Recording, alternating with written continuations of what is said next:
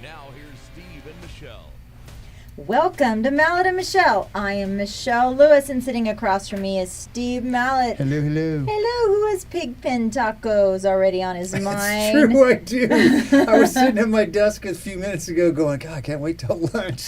And he's going to steal all my french fries while I eat my kids' turkey sandwich. It's true. For sure. We're the regulars over there. I don't even think they ask us what we want anymore at Pigpen. We just walk up and they put in our order and off we go. Well, I've upgraded to the turkey sandwich because I was eating queso and chips for a long time. Yeah, turkey sandwich is probably much healthier. Well, we got to thank our sponsors. Could not do this show without our wonderful sponsors. Absolutely. Deep Eddy Vodka Tasting Room. Where the drinks are smooth, the mood is easy, and your to-do list politely waits in the car. Your to-do list. Oh, that's pretty good, Steve. That's not Look bad, at you. huh? Jovi Belterra. Where 55 plus means more freedom, more fun, and zero interest in slowing down. That's about right. Yeah. South Star Bank. When you call the branch, you talk to someone at the branch, not halfway around the world. And the one, the only, Mallett Integrity Team Dun, dun, Real dun. Estate. Proven pros, serious results, real estate done right every time. Thank you to those sponsors. That's what helps us put the show on. Thank you very much. Hey, Steve, Mr. Speed Demon, have you heard of... Guest. The guest. Yes, Barb Higginbotham from Kingdom Sound is going to come in and join us today. So they have a studio here in Dripping Speaking Springs. of slowing down, Michelle, slow down and talk about Slow down. Get out of that fast lane. Yeah, Barb and her husband John Ray have this studio in Dripping Springs, and she's going to come in and critique all our audio, video equipment, and probably tell us what we're doing wrong. Yeah, they own Kingdom Sound and Moon Labs Studios, but we've had her in here before. We met her at an event that we hosted, and where we told people how to put on a podcast. And yeah, we confused everybody. Yeah, that's true. Well, she talked about wanting to do a podcast, so I guess we'll catch up with her and see if she ever was able to do it. Okay, so now can I talk about you being a speed demon? Yes, I am a speed demon. Okay, so you are a speed demon. Have you seen a lot of police officers on the road lately? I don't know if I've seen... Do you even pay attention? I pay attention, but I don't know if I've seen more than usual. Well, from July, I think it's July 18th through August 3rd, TxDOT has an initiative focused on curbing speeding and reducing traffic fatalities. It's increased law enforcement statewide, and which I have seen a lot of police officers on the road. APD here in Austin said that in 2024, speeding was the cause of nearly 164,000 crashes. So basically on August 4th, you can speed again. Not really. Yeah. But yeah, so what APD, a press release came out, but it's not only APD, it's all across the state, all across. To remind motorists that speeding can be dangerous and expensive, TxDOT is partnering with law enforcement agencies across the Lone Star State as they step up efforts to enforce speed limits during Operation Slowdown. In addition to writing tickets, law enforcement will spend extra time on the roads, reminding motorists not to speed. That is their press release. So what do you think about that, buddy? Have you ever noticed that anybody driving slower than you is a freaking idiot, and everybody driving faster than you is a speed demon or on his way to die? It's like, doesn't really matter. If they're in the left lane going 45 miles an hour, you're like, get out of the way, you freaking idiot. And if you're in the right lane and they go by you going 75, you're like, oh, that guy's going to die. Well, I do feel over the last 5 years or so, the roads have gotten more ridiculous. People have, and I don't know if it's because people have moved in here to Texas. Part of it is all the construction. And they don't understand how we drive, you know. Like I'm a pretty friendly driver, you know, especially unless you're trying to merge in front of me and you cut 20 cars behind me. Yeah. You know, I will run you off the road. I will sit there and die. But speaking of, did you hear about the big traffic fatality that happened up at Temple right by Buc-ee's? No. So 18-wheelers have been increasingly say that the drivers have gotten more and more aggressive towards them. And so this was an 18-wheeler, I think, with 2 or 3 cars right in front of the Buc-ee's at Temple 35, and it was awful. I see people cutting in front of trucks, and they think that those trucks can slow down like your little 5,000-pound pound vehicle, it takes them 5 times as long to stop as a regular car. Do you so know? if you slam your brakes on or pass, you go, oh, I'm just going to swerve in front of this truck and go on the off ramp to get off the freeway. That truck may just plow right into you. They can't stop. You know, at the back of an 18-wheeler, there's a bar. Yeah. At the back of it. You know what that's called? I don't know what it's called, but I know what it's for. Do you know why? One of the reasons why it came about? Because trucks would stop and people would slam into the back of them, and the back of that truck overhangs about 8 feet, so it basically shear off the top of the car. It's called the Mansfield Bar, and for Jane Mansfield, when she went, her and her car, there were 3 people in the front. Her children were in the back seat. I think she had 3 children in the back seat. And were they all killed or just everyone in the front seat was killed, yeah. But the children survived. I mean, that was a great advancement. That probably Isn't has that crazy? saved millions of lives. Well, thousands if not Well, millions. TxDOT has a couple of safety tips out there. Match your speed to your road conditions. Slow down and allow for more room to stop when traffic is heavy, roads are slick, or construction. Look for road signs, alerted, and also I have this. It happens sometimes where all of a sudden it's like, oh, now we're 45. Yeah. Now we're 55. Yeah. So just look for those red signs. Remember, fines are double in a school zone. That's about to happen in a couple of weeks, folks. Or a work zone when workers are present. And the most important one is always buckle up. My uncle Michael, who I am named after, was killed in a car accident coming home from UT for Christmas. Towards San Angelo, and he wasn't, of course this was in the late 50s, but Yeah. he wasn't wearing his seatbelt. I just saw a video the other day that was about when seatbelts first came out, nobody wanted to wear them, and there was this whole movement about how seatbelts were dangerous and it was going to lock you in a car that was going to sink in a lake and all these things, and the public fought it for years and years and years, and finally the public started doing it, and it's one of the biggest accomplishments of a PR movement it's used in schools to talk about a successful PR public information campaign, the use of seatbelts, because people did not want to do it for a long, long time. Oh yeah, I know. I think it was my stepfather. He hated it. I think it was in the 80s here in Texas when it came about, and he was like, he didn't want to. Americans are kind of funny about that stuff. It's like, you can't make me be safe. Whatever. Yeah. Well. Well, be safe out there. The thing that drives me crazy the most, besides speeding, I don't really mind speeding as much if they're driving safely. It's these people that get 5 feet behind you at 70 miles an hour. Safely speeding. You're so close to me, I can't see the grill on your car. All I can see is the hood of your car through my back window. That's too damn close. If I even touch my brakes, we're going to become one car. Now I go extra slow. Yeah. Now I really watching for those deer now that you've I did your it. car. Yeah, for sure. I have a story that has really kind of been under the radar. I didn't really hear much about it. What is it? The itty bitty committee story? No, I don't know if I'm going to do that one. I don't think. I'm a little squishy on that one. I'm not sure if our okay, read your story. I'm not sure if our listeners will want to keep abreast of that Maybe story or not. Keep abreast. Oh, that's pretty funny. If you run into Steve or I socially, go to Pigpen today for lunch, and maybe Steve will tell you the itty bitty committee story. Time, I may do that. But this is a serious story. And when we were in Oregon, we were hiking along some road sections of that Oregon Trail that we just did. And we passed some homes that were absolutely atrocious. The fact that, they're mobile homes or RVs that are 30 and 40 and 50 years old with holes in the walls and the floors falling out. People are living there. Yeah. Sad it is to sad, me. But that's what they can afford, yeah. Yeah, well, I know. But now, and then that has morphed into, in the last 10 or 15 years, people living on the streets, camping on the streets. Mm-hmm. The homeless problem has gotten really bad in this country.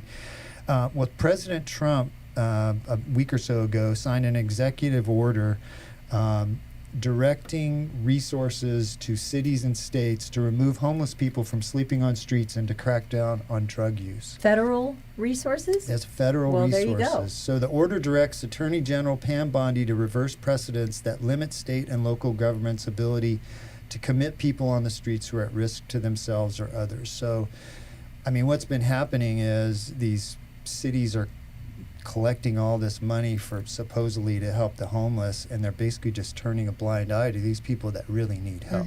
There's a lot of people that are mentally ill, addicted to terrible substances, including fentanyl. I mean, there's part of this thing about fentanyl is that people that are using fentanyl do that zombie thing where it's like their legs lock up, so they're standing up, but they're basically falling. Their body is asleep. like folded. They look like zombies walking down the street. I've seen pictures of streets with 40 and 50 people just standing there bent over at the waist, and obviously they're doing fentanyl. I'll be in Oregon in a couple of weeks, so I'll be able to. Yeah. I'm not in that section. Yeah, but. Oregon is, we didn't spend much time in Portland. I don't think it's as bad as it used to be. I think a lot of cities are starting to realize that this can't keep up. The more money they spend, the worse this has gotten. In fact, I think this is one of the biggest scams and failure of city and states ever in the terms of helping the public. They collect all this money in taxes and they've spent it on homeless, and homeless has doubled every year for years and years and years. The city of Austin spends like $30,000 a year per homeless person, and it actually is a little bit better now because they are starting to enforce the camping prohibition. But hopefully this, the federal government directing funds to ensure people sleeping on streets and causing public disorder and suffering from serious mental illness, that money being used to move people to facilities and treatment centers might start to make a dent in this. Let me ask you a question. So I'm wondering if there's going to be federal funds helping move these people to facilities, but once their time limit is up, whether at a drug treatment facility or a halfway house or whatever it is, I would hope to see there's programs in place to help them wouldn't that be nice? Job placement or something like that. I don't know. It seems to me like a lot of the money that is being used is basically just supporting them to live this terrible lifestyle. I know that they're not these.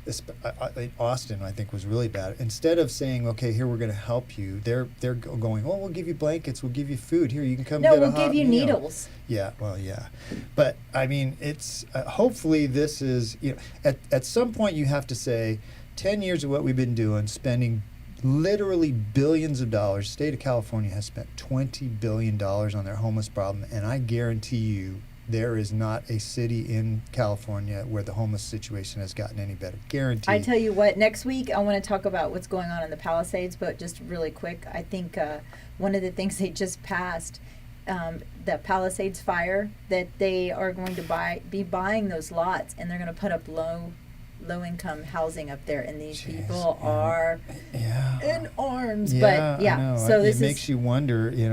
Has the city or the state been trying to do that all along? That's very valuable real estate. It's really sad. It's really sad. This order follows a March order that President Trump signed, executive order that directed National Park Service to clear the homeless encampments and get rid of the graffiti on federal land. I think that's a great first step too. Our public lands need to be preserved, not just let people destroy them with trash. People have no respect anymore for stuff. I actually think a lot of these people, I mean, they feel, I think in some level they feel encouraged to live this lifestyle. Well, they put it on social media too. Yeah, they have so many people telling them, "Oh, it's all right, it's not you, here's a blanket, oh, you have a tent, oh," they're just like almost encouraging them to do that. So hopefully this executive order is a first step to really actually helping some of these people. I agree. I hope that life. It's a hand up, not a handout. Yes, is what I hope. How do you feel about being recorded everywhere you go? I hate it. I hate it. I mean, think about it. We have traffic cameras, we have shopping cameras, dash Every cams, grocery store, ring cameras. When you go, when we go visit homes, there's been a couple of times where people are recording in their homes while we're visiting real estate wise. Yeah. So you have to tell people, hey, we're going into a house, there's cameras in here, so make sure you watch what you say. Well, the city of Kyle is the most surveilled city in central Texas. Really? Here in Hays County, the city of Kyle currently owns and operates 47 AI-powered government cameras. And what are they watching?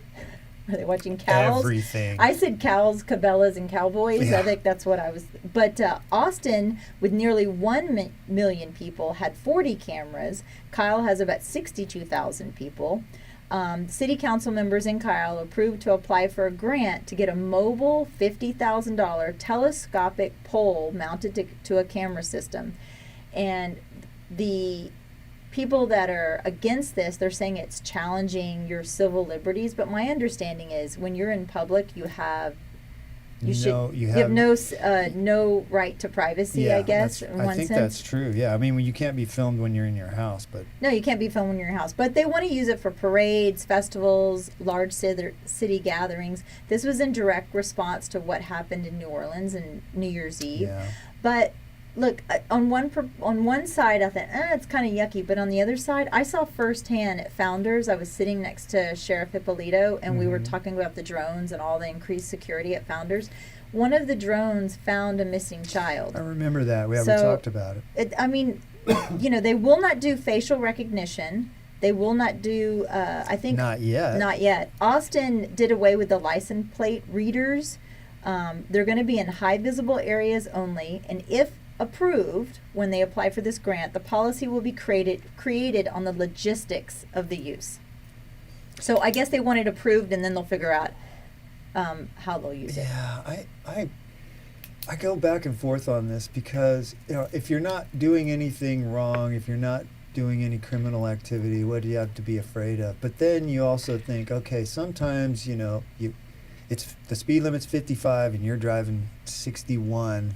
Okay, am I going to get thrown in jail for that now because I'm on camera? There's some things that are just sort of like, okay, it's kind of a gray area. I mean, you are breaking the law, Yeah. but we had somebody that in town here that was caught on camera urinating outside of a local establishment. That's like you can't assume that you're not being watched everywhere. Every single where, but it's getting really, really harder and harder to hide a body nowadays. Yeah, you can't do it anymore. No. I mean, you even out in the middle of nowhere, you're on camera. Even out in the middle of nowhere, you can't hide a friggin' body. You can't hide a body. What the hell is wrong with this world? Well, it's really hard. Yeah, I have a quick little story I wanted to talk about. We are not a real estate podcast. No, but we're not. We do talk about, because we own a real estate team here in Dripping Springs, we do talk about it occasionally. This story jumped out at me. U.S. home sales see highest June cancellation rate on record, meaning houses that were listed for sale, somebody put in an offer, both parties agreed, went under contract. 15% of those in June were canceled at some point between going under contract and closing. Oh, wow. And they didn't close. That is an sucks. all-time high. That sucks. Yeah. So in June last year, it was 13.9%. So this year was 15%. 57,000 pending home sales in the country were canceled in June. That's 57,000 sellers had a contract on their house, and then it terminated for some reason. Had this conversation with some of the women in Dripping Springs Elite last week, just a couple of them. And the question is, are these buyers now putting multiple offers on multiple homes and figuring out which one, because they're saying it's a buyer's market, and figuring out which one's going to give them, and so they lose their option money, Well, yeah. And so, And right now, sellers will give $100 option, so you're not going to lose it.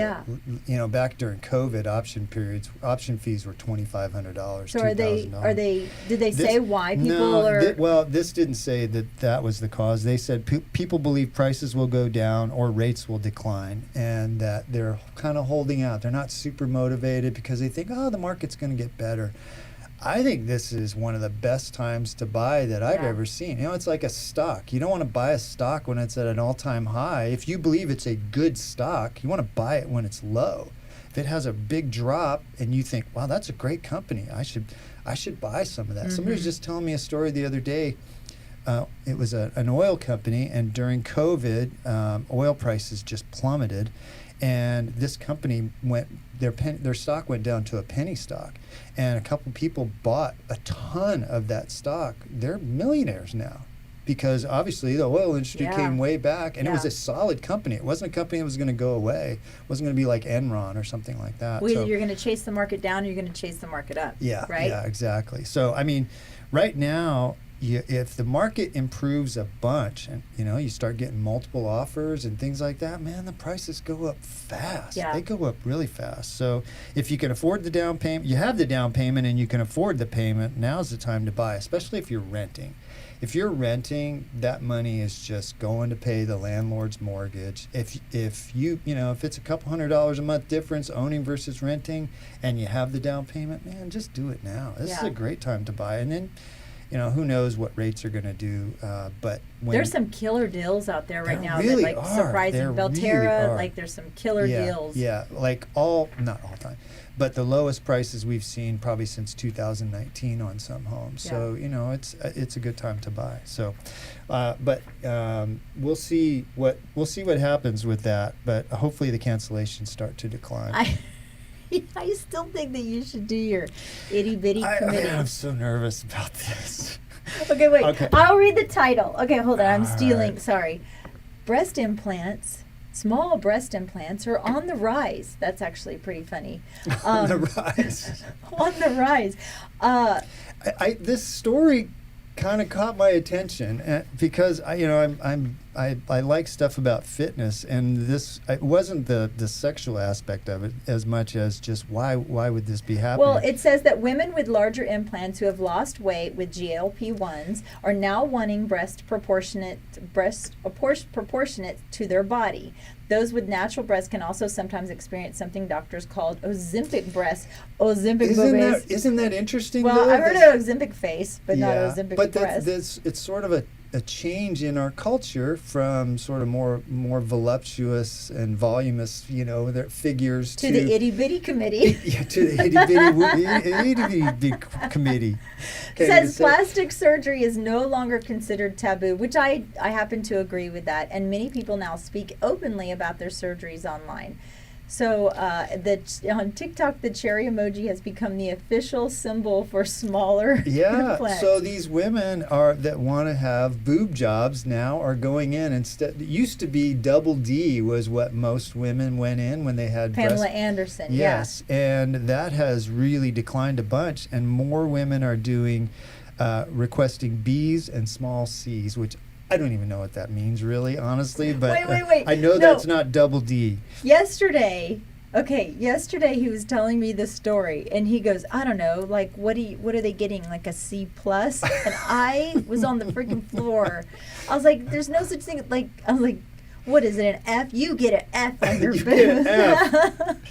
Well, Steve. This woman, Vale Genta, she spent years Googling tiny boob job before she found a plastic surgeon that would give her a perky B cup of her dreams, and she calls them her ballerina boobs. Ballerina boobs. So, Oh my gosh. Yeah, times change. There's it seems like that's a trend where fit is more, which is good. A good thing. Fit is better. Some of these people the last few years that are like, I'm 200 pounds overweight, but I'm healthy. You're lying to yourself if you think you are. that. So You're lying. Stop. Anybody that's overweight doesn't deserve to be treated mean or anything, but please don't tell us that's healthy. You know what? You're I'm all for. Do you, boo. Yeah. Whatever makes you feel good, you do it, as long as it doesn't infringe on my rights. Yeah. So do what you do. And you don't tell people that you being unhealthy is a healthy thing just because you don't want anybody to say. I've never heard of a doctor. You go to the doctor and he says you need to drink more Coke and eat more cake. Yeah, it doesn't happen. Actually, I can tell you this, that after my husband's heart attack and we went to see Dr. Paul Tucker, he's like an amazing cardiologist, and his heart rate and levels were really, really down. And he said, I want you to leave this office right now, and I want you to go have the greasiest plate of Mexican food that you can find. And we were like, So doctor's orders. Yeah, doctor's orders. Well, okay, I take it back. It has happened before. Doctor's orders. Well, we're going to have Barb Higginbotham come in here from Kingdom Sound. So hang on, sit tight. We're going to take a little break. We'll be right back. Ow. My mic is really hot. Hey, guys, thanks for following us. Hopefully that